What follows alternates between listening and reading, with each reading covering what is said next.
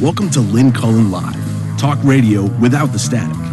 Email your questions and comments to lynn@pghcitypaper.com. And now your host, Lynn Cullen. And welcome.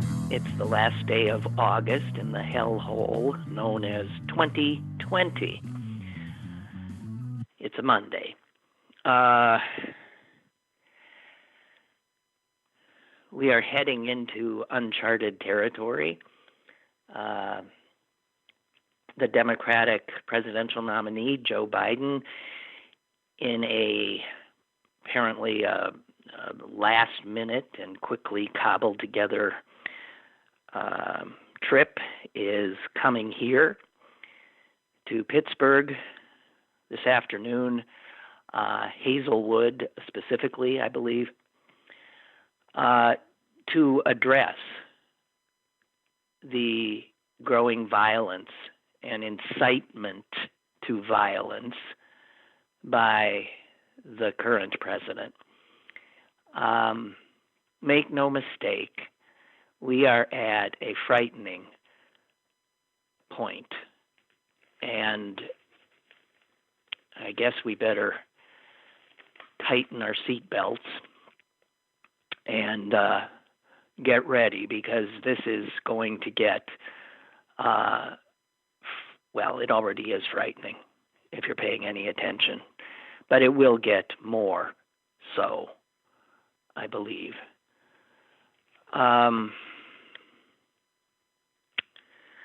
Where to start? One thing that clearly is happening. Now, let me just try to talk this out in my own head, is that we know and have known for some time that America is an incredibly divided nation. Probably never before as divided since the Civil War. And it appears we're heading into what looks like a potential civil war of sorts. So Americans are divided, and I think we can safely say that Americans are scared. People who are on our side of the divide are terrified of what the other side could bring to us, apparently quite willing to bring to us. We are terrified by the openly autocratic, neo-fascistic leanings of the president and his enablers. We are terrified of being here when this grand experiment called the United States of America dies. And I was trying to, the other night, think of the other side of terrified Americans, because their fear is real too. It is that they are afraid of different things than we are afraid of. They are not afraid of slipping into autocracy. They find the autocratic tendencies of Donald Trump comforting, because they want order. They want an America that reminds them of the America that they knew. Now, what they knew, what they remembered, might be a little gauzy and airbrushed, but it is the America that we were all taught about, that we all learned to love and cherish. They're fearful of losing the America that they pledged allegiance to as children in school. And their America was one in which they felt safe,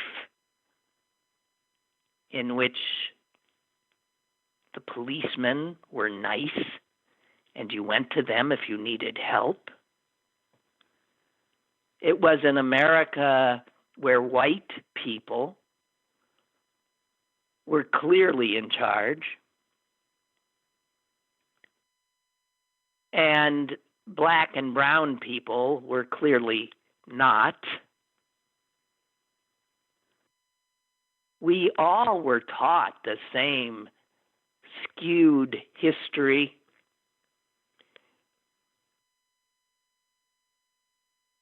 I guess the people who wrote the history books were fearful that they could not inculcate us with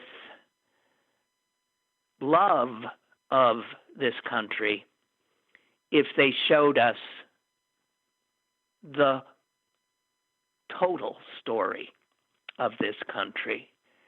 So they simply excised the unbecoming parts and left it to us to, at some point, educate ourselves. That happened for me when I went away to college. And I arrived at Northwestern University outside of Chicago in 1966. And I was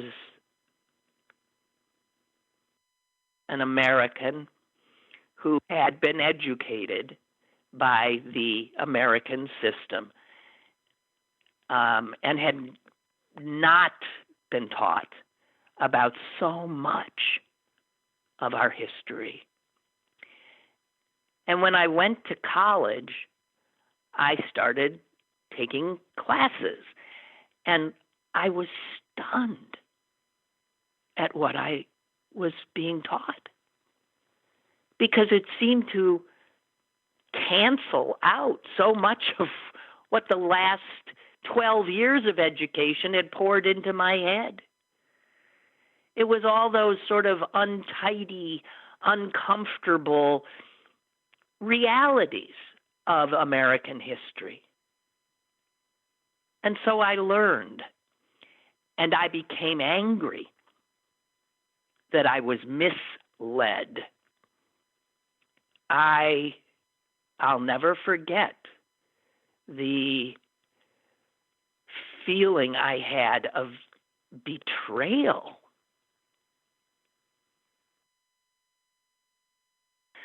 So I'm thinking that those who, after getting this fairy tale, mythological story of our country poured into our heads, K through 12, that if that was all the education we had, that if you didn't go off to college, you never were disabused. You never had the chance I had.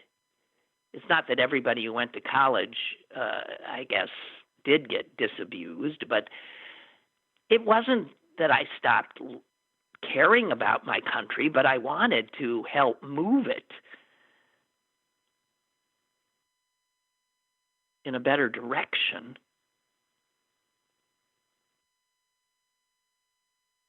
But for so many people who've never been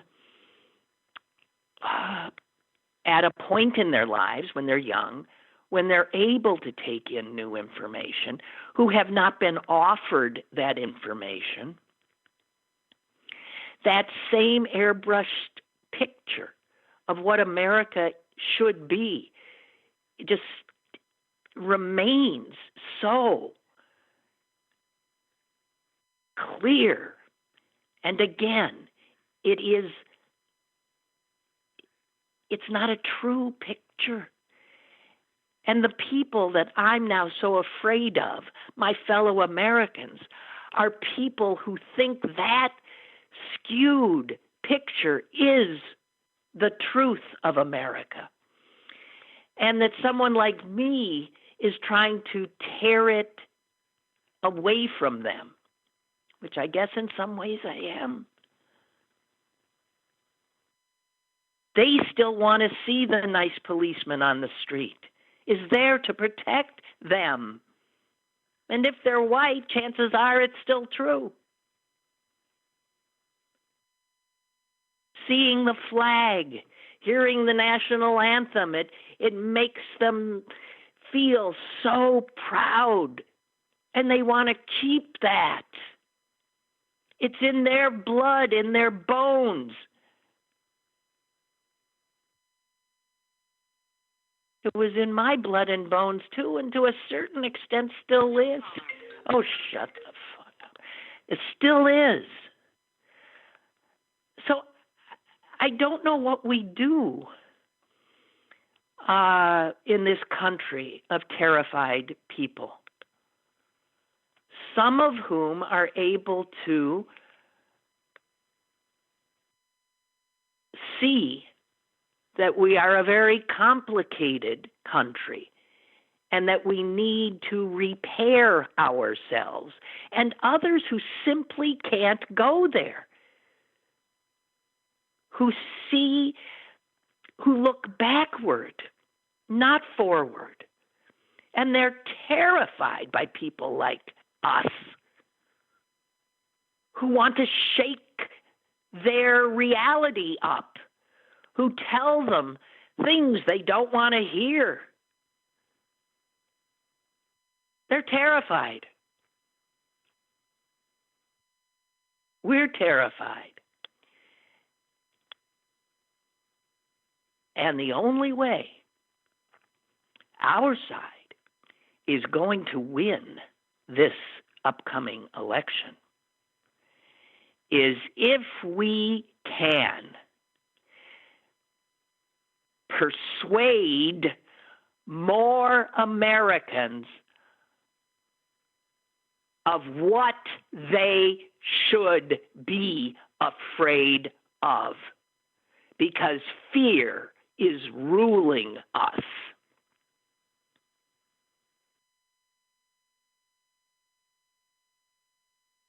Some people, I think, see the threat to this nation clearly. That'd be me. Others see the threat incorrectly because it demands of them that they be able to get comfortable with change. And it is not something that humans readily do. Change. It throws us off balance. We aren't sure where we're going. The landscape changes. Things seem different, and difference scary to a lot of people. And there are people, personality types for whom change is absolutely so terrifying, cannot go there. And so they thrill to the person like a Trump who comes on all bombast and tells them, I'll keep you safe, right? The big daddy thing.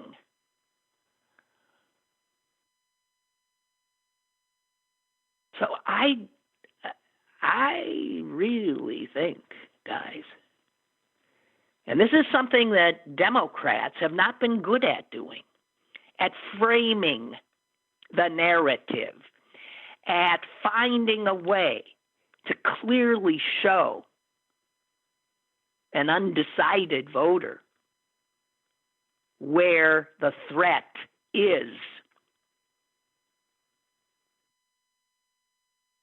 What to fear.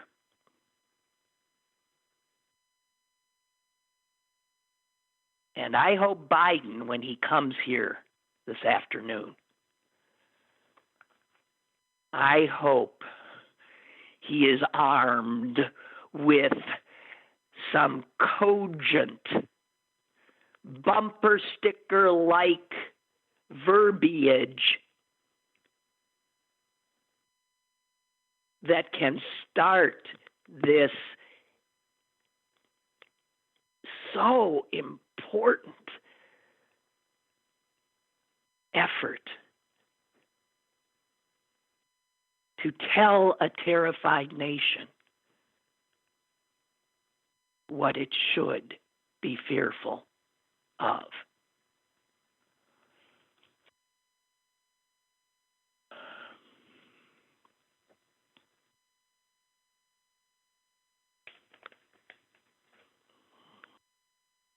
So Biden's coming here today. Trump, meanwhile, is going to Kenosha tomorrow. Not that anybody invited him. He sees an opportunity, of course, to foment, to incite those Americans inclined to be fearful of what he is selling them.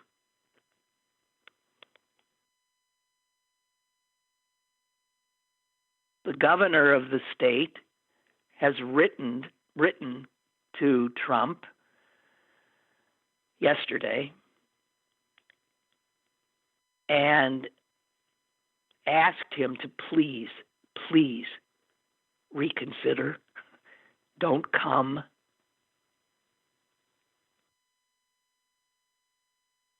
He said in part, when I visited Kenosha last week, what I saw was a community working to deal with the trauma and pain of these events and extreme loss.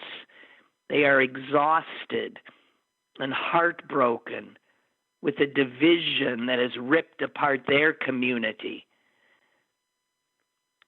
And then he just flat out said, it is our job, he says to Trump, as elected officials, to lead by example and to be a calming presence for the people who we know are hurting and mourning and trying to cope with the trauma. Now is not the time for divisiveness. Now is not the time for elected officials to ignore armed militants and out-of-state instigators who want to contribute to our anguish. He goes on and on, literally begging, respectfully asking, please do not make this worse. And of course, Donald Trump eagerly intends to come.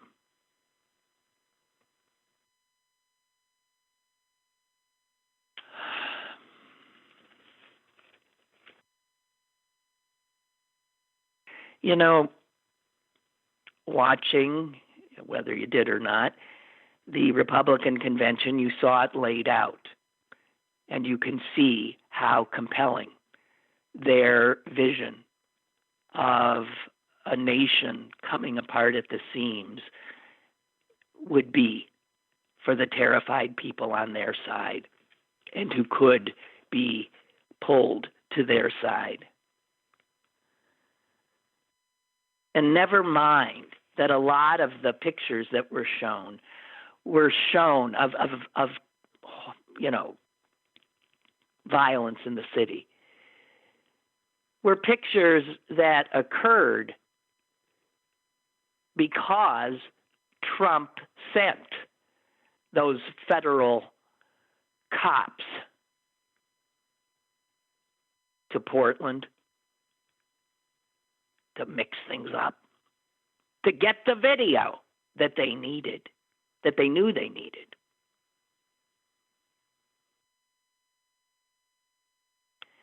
And the insanity of Trump showing these pictures of violence, which, by the way, is nowhere near as spread. I mean, if you live in Portland, you're living your life. It is a very tiny little part that is seeing this, right? People are going about their lives leading it. So this ridiculous story and narrative of America's cities on fire and, filled with crime and craziness is, of course, not true. What is true is that most of the violence in America, the domestic violence in America, has come from the people who support Donald Trump. Ask the FBI. Ask any agency that tracks violence in America. Attacks by the right wing and plots by right-wing agitators account for the vast majority of all terrorist incidents in this country for the last 20 years.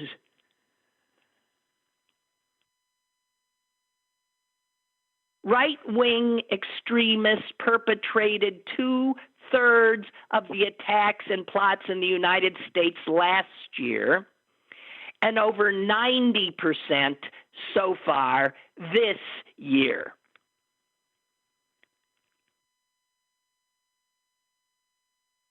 And by far, most of the attacks, deaths, were by right-wing agitators during Trump's presidency. And for him to sell this lie about American violence being perpetrated by the left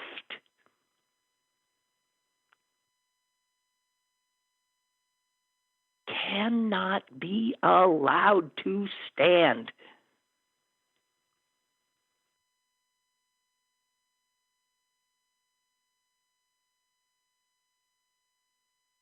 I mean, my God, how do they have, well, they have the temerity.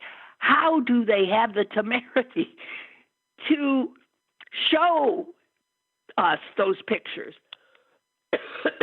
those videos that they cobbled together for their convention and for their attack ads against Biden, and say this is what Joe Biden's America will look like, when they're pictures of Donald Trump's America? How could we let them sell that crap? It's Donald Trump's America, the pictures.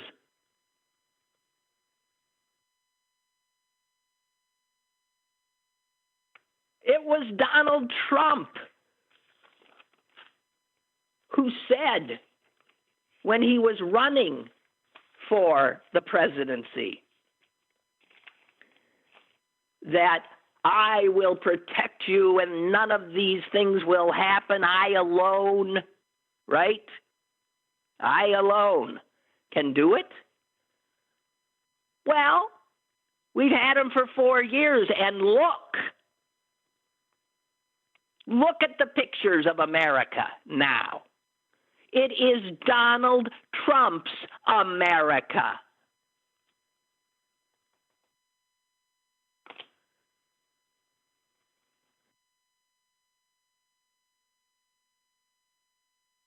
This is what they're going to be selling. It's quite clear. And it is so cynical.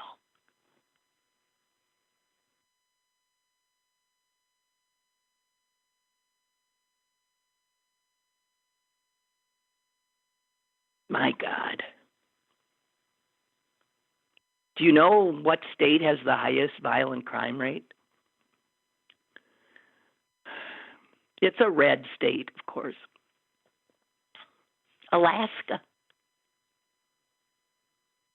You know what state has the lowest crime rate? It's got a Democratic governor. Maine. And to have people like Rudy Giuliani and Donald Trump, these con men, these crooks, trying to tell us that our cities are uninhabitable. Rudy Giuliani, who had the gall to get up at the Republican convention and talk darkly about the 319 murders in New York City last year, despite the fact that there were twice as many when he was the mayor. Despite the fact that his chief of police went to prison, despite the fact that Rudy's probably going to end up in prison, despite the fact that Rudy and two of his associates have already been indicted.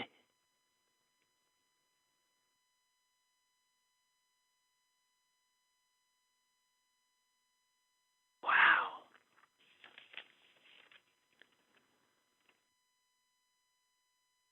But here's the deal. This is what they got because they got nothing else. They don't even have a platform. They don't even have one written policy of where they will take this country.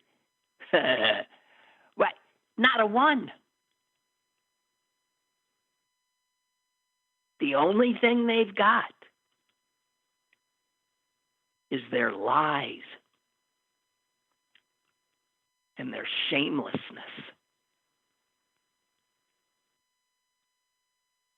And their incredible ability to sow fear.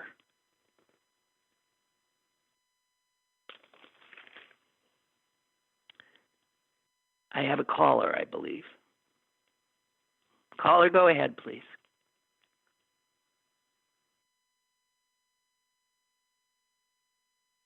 Hello? Oh, for Christ's sake, come on, guys. If you call in, just hang in there for a little bit. God damn it. I didn't keep you waiting that long. Stop and think what these right-wingers are doing now.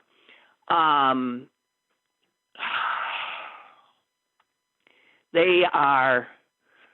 What happens when, like, this despicable St. Louis couple who sees black people, unarmed black people, marching into their neighborhood past their house? They, like so many good Americans, see imminent death. I'm going to be killed. They race out of their house with firearms, point them at unarmed protesters, brandish them, and then they are rewarded. They are rewarded by Donald Trump and the Republicans with a national podium and spotlight at the convention in which they darkly tell anybody listening that these protesters, these black people, are coming to get you. And you've got to protect yourselves. Not surprising that the next night, a 17-year-old kid, armed, shoots 3 protesters, kills 2.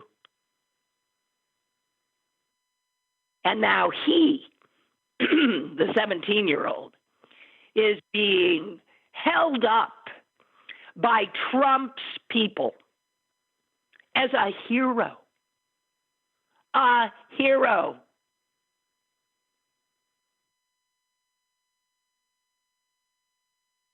Over $200,000 has been raised for his defense. The people that are doing crowdfunding for him say this of his act.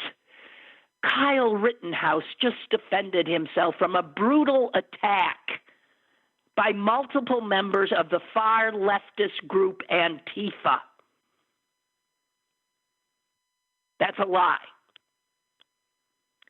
The experience was undoubtedly a brutal one, as he was forced to take 2 lives to defend his own. And now he is being unfairly charged with murder.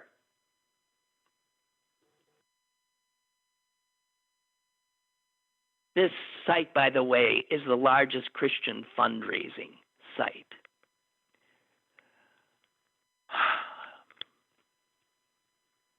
We have a caller. Hello. Hello. Hi. I'm a little bit behind, but I heard for the first time, you were talking about how there was no platform last week.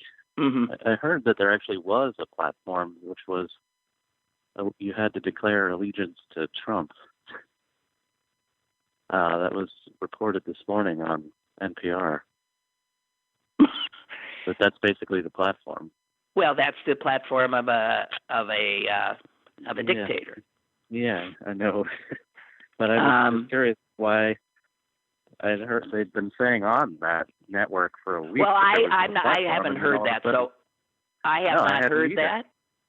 Well, so it'd be interesting to know where they got that information from, because I mean, it doesn't sound outlandish, does it? It sounds perfectly plausible.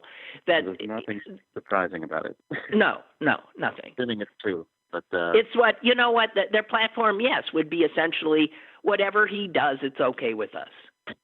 That would be it. Yeah, no, yeah. I think that's basically that was my understanding of what they meant. I'll try to find the quote. Okay, that'd be great if you find where that is. I don't think they called it the platform, because in fact, what I had seen is that the RNC flat out said there will be no there will not be the same platform. They said it was. They were saying they were using the same platform as last time, because that's what, and I'm paraphrasing, but that's what propelled him to victory or whatever. And then they said the only thing that was different this time was that you had to declare allegiance to Trump. Anyways, I'll try to find it and send it to you. God Almighty! All right. But yeah, it was really bizarre. I had to turn it. I'm not listening to much news. I'm doing one of those things you do every once in a while. I think that's wise. It is really wise, because it's getting. We got. You know what? We've got to pace ourselves, because this is terrifying, and I am now of the opinion that, in fact, we could be heading into. A flat-out civil war, a constitutional crisis unimaginable, and a rigged election, and I can't even begin. And let us remember that the Supreme Court we have is a Republican court. Right, and I remember maybe just after the last election or leading up to it, I remember hearing scholars, I don't remember where they were interviewed, but they were saying that this was not the same as 1930s Germany, because there were no gangs in the streets beating up people. And so I would love to see if that guy is still saying the same thing. Right. Because this is the my God.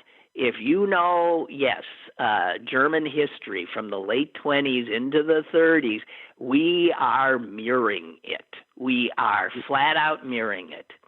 and Trump's, calling these thugs and gangs that are coming to cause and incite more violence and provoke are, calling them patriots. He is actively fomenting a shooting war in the streets. The part that still make me, because I have to look for things to kind of chuckle about, is his claim to be the law and order president. And, as he's stating this sentence, leaving all of that aside, he's stating the sentence as he's violating the Hatch Act. So, well, right. Oh, who cares? Right. Right. I know. It's just funny that they're and how is he a law? Yeah, but wait. How is he a law and order president if these pictures of absolute chaos in America are on his watch? Well, yeah, I don't know why that's not pointed out more frequently every single time. Well, that's what the Democrats have to do. Yeah, I don't know where, but but just because because I don't know if anybody, are they even having people go door to door, like because all I've been volunteering for so far is phone banking, but I haven't heard anything about going. I have no idea, frankly. I mean, people are afraid to open their doors. I don't know. Well, I know. That's what I don't know. So, anyways, that was it. Well, thank you. If you find a source for that, let me know. Yeah, it was seriously. It was definitely Morning Edition this morning, but I'll try to find the exact little thing and send it to you. Okay, thank you. All right, thank you. Bye. Thank you. Bye-bye. Yeah. Lloyd writes something that is scaring me too. He notes that Trump is, the full direction of their campaign platform is hate and crime. Hate, crime, fear, blah, blah, blah, blah, blah. And then Lloyd says this, and this is true, and the networks love it because Biden's boring.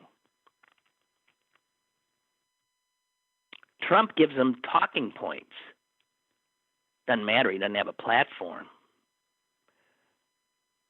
Biden's boring. Trump.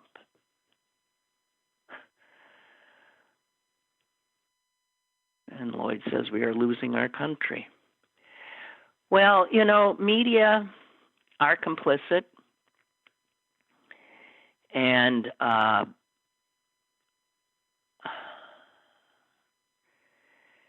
their idea of coverage of this most important election is unchanged from any other election. It's the horse race crap. It's whatever, running off after anything Trump says. And Brian Stelter on CNN was arguing very eloquently this weekend that what media need to do is focus on what's going on in our country to the people who live in it as we head into this most important election. People are suffering. I talked about a certain kind of fear when I opened the show. But the reality is that some people have more basic fears in their lives right now. Like, how can I keep from getting evicted when I don't have a job and it's not my fault? I'm trying desperately to get some money from somewhere, but now I'm going to be evicted. My family's going to be homeless during a pandemic.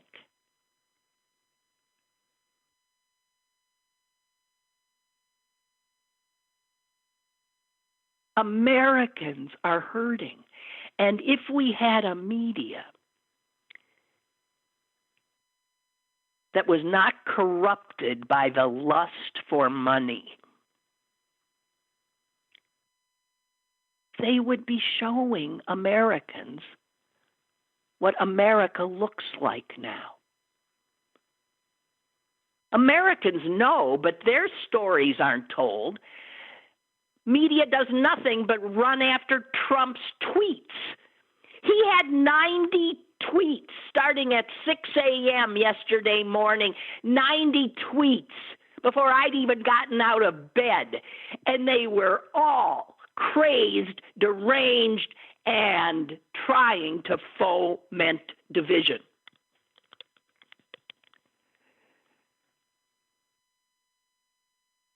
People living on the edge, as so many Americans are, don't give a damn what Trump tweets.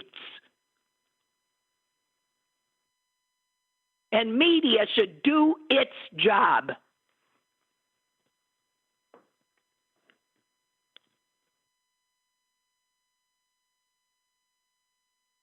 I have a caller. Hello, caller. Hey, Lynn, it's Mike, still in D.C. Hi, Mike. Hi. A question about the media. So when did this turn? Because if it led isn't new for Trump, right? It was there even when you were on TV. So what was the big change when the news department was separated or added into the entertainment section, or when they were required to make money? When did it change? Well, first of all, part of the change is when these big corporations gained ownership. Like who owned? Bought it. Bought it, yeah. Okay. And what is the raison d'etre for a corporation? To make money for their shareholders. How do you make money if you're a TV network? You attract an audience and hold them. Well, you don't show boring Biden, but you do show deranged Trump. So capitalism is won out. There's no way around this now. Well, capitalism definitely is, part of the problem. I don't know. This is where we've ended up. And maybe it was inevitable. Because we're all so greedy? We've been programmed. I said 30 years ago that we have been essentially told not to worry about paying attention. The idea of being a good citizen gave way long ago to the role of being a good consumer. That's all that we are. Us pawns in their game. We need to keep consuming. They need to keep us consuming. They have made everything into entertainment to attract us. It's how Donald Trump became the president. This was a more entertaining show, different. Looked a lot like what people were, sort of used to seeing, a reality TV show. And Americans have been dumbed down, and we've been taught greed is good. We chase after the newest crap. I know we're a bloated, unserious culture, and I think we're just, the chickens are coming home to roost. Is civics even taught in high school anymore? I don't think it is. A whole class called civics. Yeah, I did brought too. in the newspaper, and you talked about stories you read, and you registered to vote, and you learned about electoral college, and I guess they don't. No, I don't think they do. Well, one upside is a friend of mine watched the Republican convention, and he said, boy, we're in trouble because the stagecraft of that was amazing. Mm-hmm. Mm-hmm. And I said, well, nobody under 40, he's 50. Nobody under 40 watches TV. They watch Netflix and TikTok and Amazon Prime. They're not watching the RNC thing. So it could be that they're making the best horse and buggy ever possible. But if nobody's driving a horse and buggy, or nobody under 40 is in a horse and buggy, they just turn their nose to us. They just turn their nose to old people and, walk the other way. So they may be getting really good at that. And I didn't watch, so I wouldn't know. But the real question is that model of media still viable, and does it get people other than the people interested in it to be interested in it? I don't know, but they're ginning up all of these attack ads that are filled with lies, and those will be going into the kind of media that young people do see. So those ads and those, and I don't know if you've seen some of them, but yeah, they'll be the guy who did the Swift boat ads that got Kerry is signed on. For Trump? Yeah. I've seen every one of the Lincoln Project ads. Oh, yeah. Which are amazing. I mean, they're wonderful. There's so many Trump keeps writing the ads for us. I mean, all you got to do is string together, what he comes out of his mouth. But no, younger people will see this stuff on their social media sites. I don't know. I have to say, I'm really, the level of my concern has risen quite a bit, and I'm really fearful. Because even if we do win, first of all, the deck is stacked with the Electoral College, right? So we know we won last time, 3 million more people, but we don't live in a place that... Democracy. Yeah, we don't live in a democracy. So we've got to win, not only win, but win hugely. And I'm starting to think that I'm going to vote, in person. I know I'm an old asthmatic, but I'm going and voting in person if I have to stand in line for hours, because I want to make sure that my vote is counted that night. Because everybody is suggesting that the initial vote, before all those absentee ballots get counted, the initial vote could show Trump winning, and that's all they need. So I think a lot of people might want to rethink how they're going to vote. I don't know. Scary. May you live in interesting times. Dear God, yes. Thank you. Yeah. Sure. Thank you. Bye. Here's another quote. That was we were told a Chinese curse. May you live in interesting times. But here's a quote from Voltaire, which should chill your blood. Those who can make you believe absurdities can make you commit atrocities. Think about that, because we're starting to see it. Okay, let me...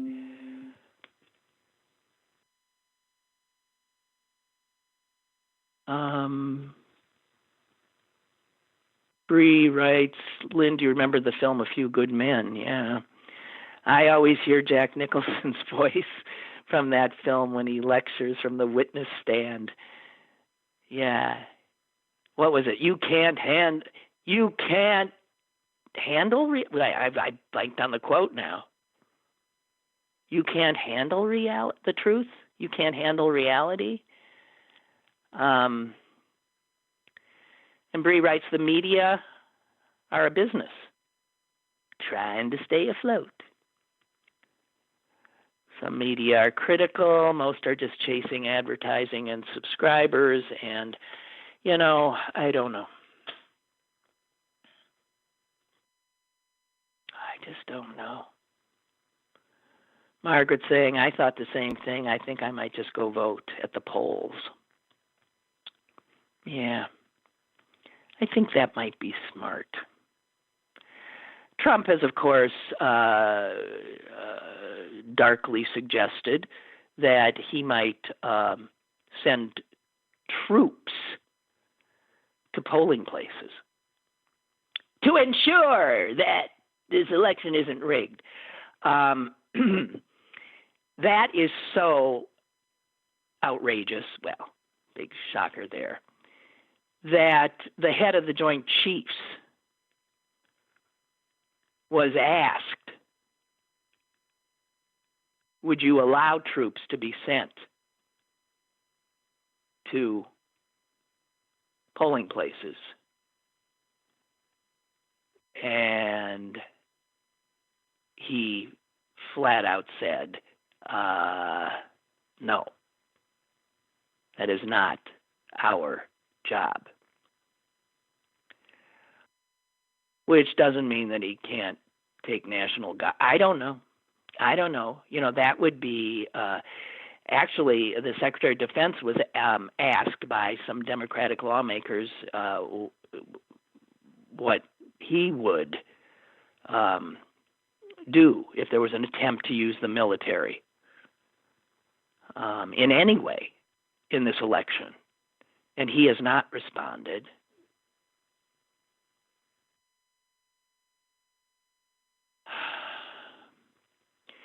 All these things that we thought were never, ever going to happen are happening. And so I fear that we have been so lulled into feeling safe in this country that nothing could happen here, that we're not mentally, I know I'm not, mentally prepared for where we are heading.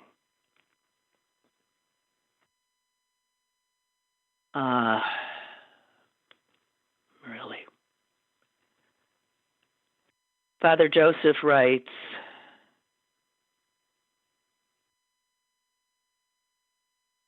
two points. One, I'm not sure night protests are particularly helpful. Boy, do I agree with you. If I ruled the world, I would tell these Portland guys to stand down. It just doesn't seem to be having any good effect.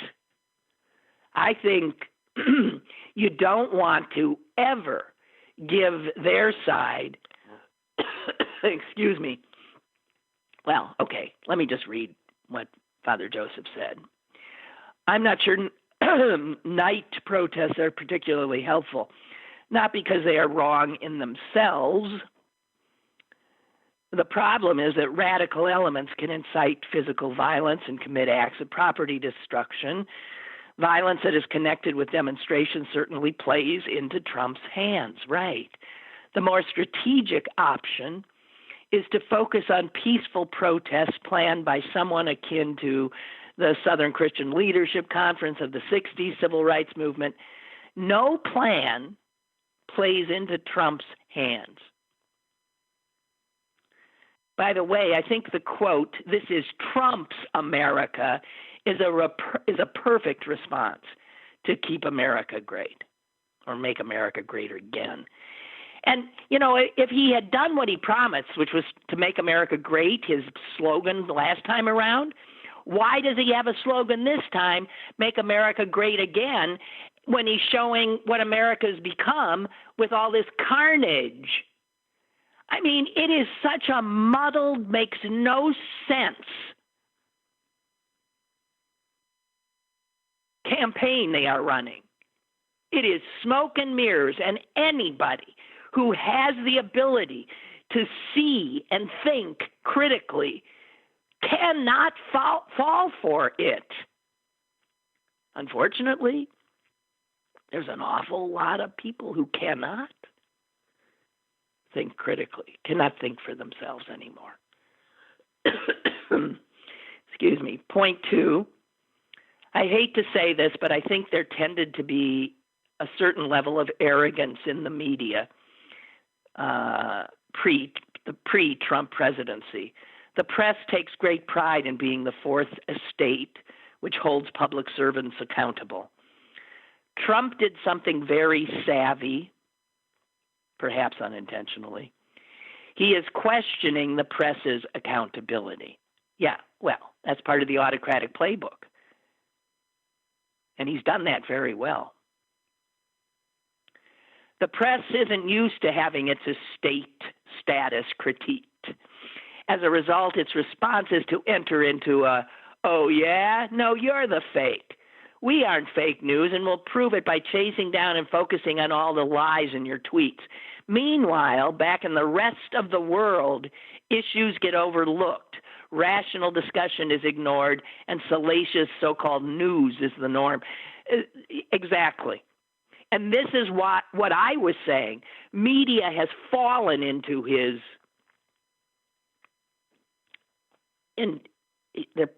they're reacting to him. That's all he needs. They're reacting.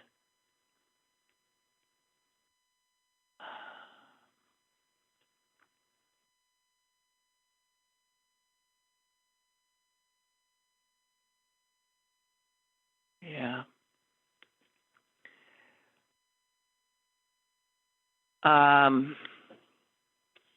What do I have here? Excuse me. I want to share this one story with you just because, again, it just shows us, for the people who think, who said it? Nikki effing Haley said this is not a racist nation. Pence said there is no systemic racism. These are blatant lies.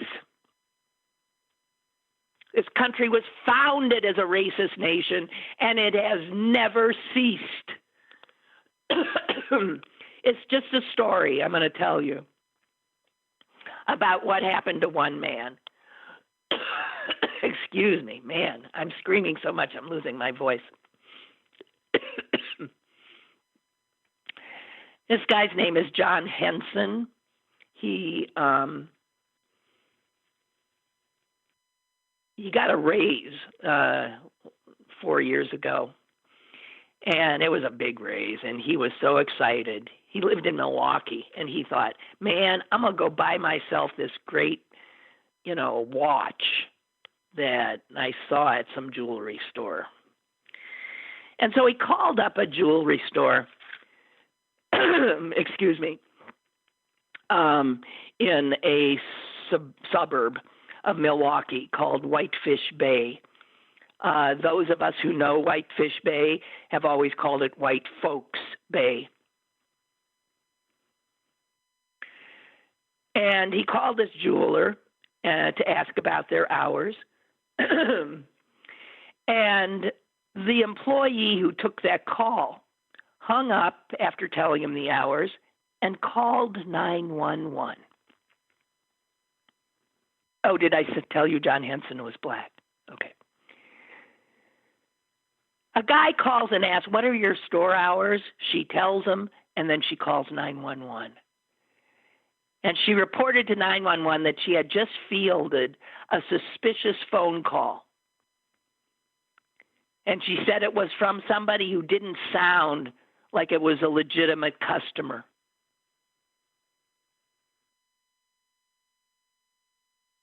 John Henson proceeded to go to the store. He drove out to White Folks Bay, and he waited outside the door, which was locked.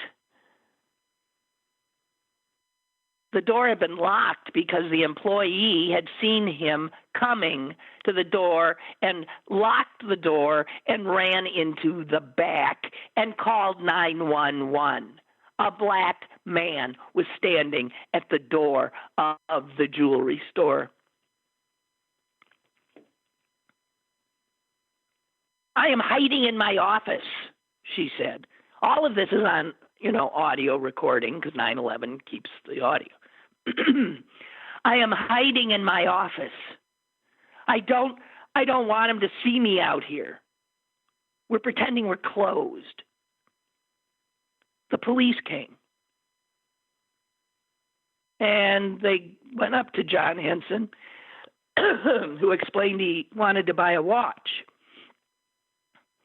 And one of the officers said to him, I noticed your vehicle has dealer plates. And he said, yeah, the dealership had given him the truck through a business arrangement.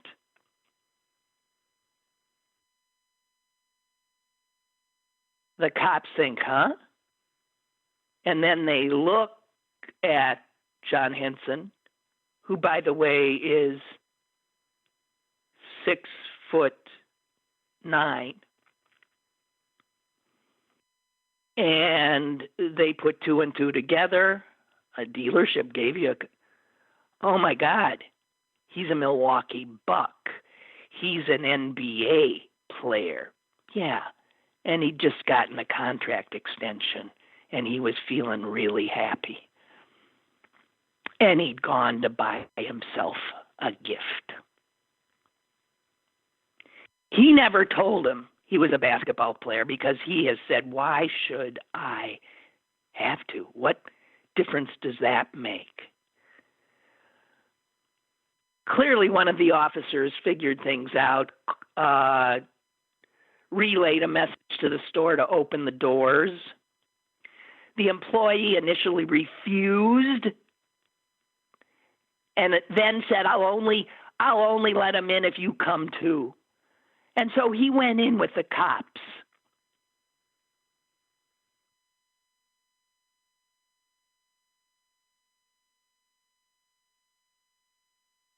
John Henson didn't stay. He left. He got into the car and he burst into tears.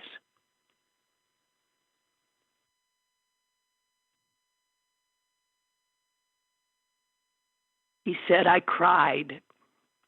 I had to let it out. It was something that I never thought would happen to me in this day and age.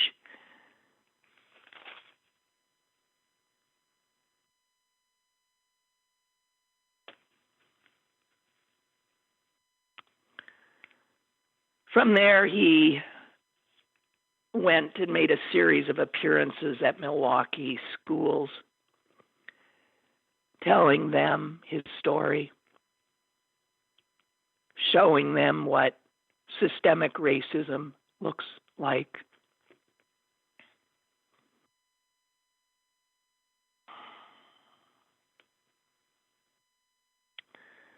You know, you read this kind of thing, and he fully understands that because he's a basketball player, a professional basketball player, he gets to tell this story. He didn't end up dead. He didn't end up paralyzed. He just ended up humiliated.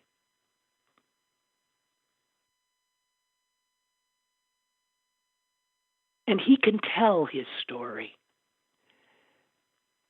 All the other black men in America who have these things happen to them on a daily basis do not get to tell their stories. And even when some do, it is so clear that so many Americans won't listen, can't hear. And it goes back to what I started with.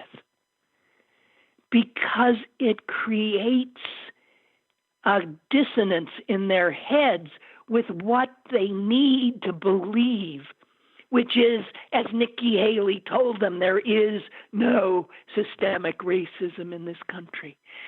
As Pence told them, we are not a racist nation. And so you drink the Kool-Aid because you don't have the courage to deal with reality. You can't handle the truth. Is that yeah. Because you can't handle the truth. And because so many Americans cannot handle truth, we are now living in this craziness.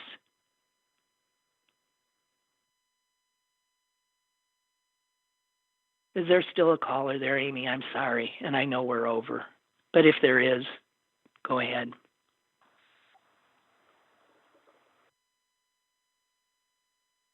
I guess not. Okay. Hello? Oh, hi. Go ahead, please, quickly, because we're actually out of time. Gee, you were talking about that electoral college and all that. Yeah. And an election in general. It's a different playing field than before. Let's not confuse like last time. Biden's ahead in the battleground states. Trump, the direction of the country, 58% think we're going the wrong way. So there's a lot of things that are in red flags for Trump. So, and another thing, everybody says about these undecided. Well, there was a political science professor that said he didn't believe in undecided. He thinks that most, and I believe this, always believe this, 6 months ago people knew who they were going to vote for. 3 months ago, whatever it was. It's probably in stone now. But there's a little bit that could change. But I think Trump is up shit creek with a paddle, and I do believe that. The only thing that concerns me is the radicals on, if he cheats enough, which I don't think he has enough leeway to cheat this time. Where last time, people... I hope you're right. I hope you're right. I think it's completely different. I think we're so gun-shy now, we're scared we're going to lose. I really do. And I just think we're going to pull it off. I really do. I hope so. Maybe a little word of encouragement. Okay, thank you. All right, well, okay. Thank you. Thank you. Boy, have things changed. You're the guy who was always so negative. God bless you. Try to buck me up. Okay, I'm going to take my ragged voice. Ugh, God, excuse me. And go. And, guys. All right. Hey, thank you. Thank you. And I'm sorry for hacking and coughing in your ear and all of that. Be safe. Be well. Be strong. And take a break if you need to, but you can't sit it out. You can't. Pace yourself. We all gotta. Hang in there. Bye.